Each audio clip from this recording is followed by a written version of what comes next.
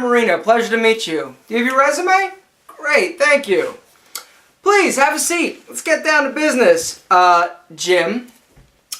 Jim, it says here on your resume that you love kittens. It just so happens so do I. What a coincidence. That's great. Oh, really? Navy SEAL. Oh, man. You want to arm wrestle? No, seriously. Do you want to arm wrestle? How much do you bench press? All right, gentlemen. Don't you wish that interviews went like that? Well, I don't know many that do. I actually, technically, have probably never been on a real interview.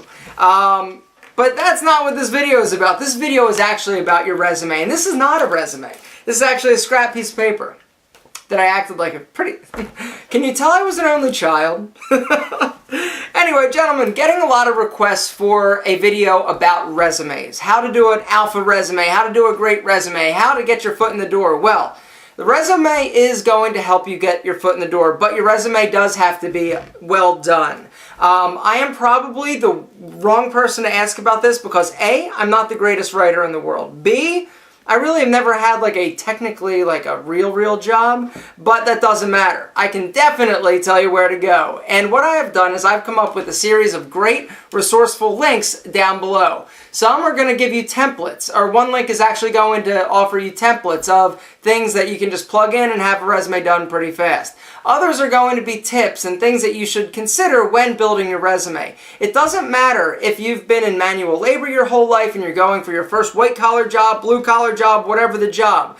There are ways to craft and present yourself on a resume that isn't lying.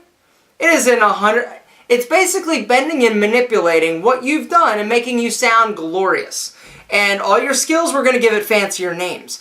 But like I said, there are definitely better ways to do a resume than I can pretty much tell you. Does that make sense? Alright. There are links below. Resumes are important. Resumes are going to help you get in the door. That interview is going to help you get the job though.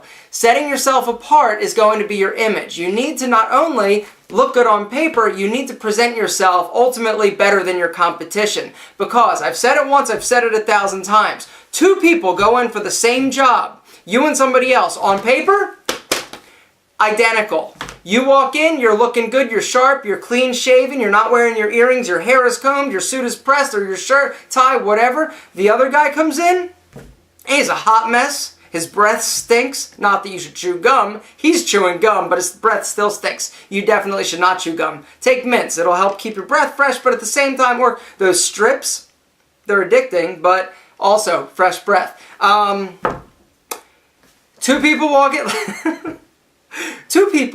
in for the same job.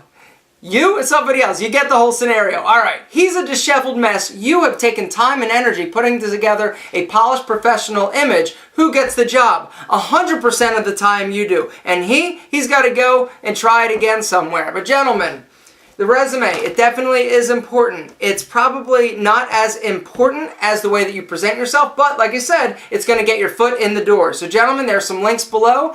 Take a look, see if there's anything there you can use, and when all else fails, hire a professional to help you do a resume.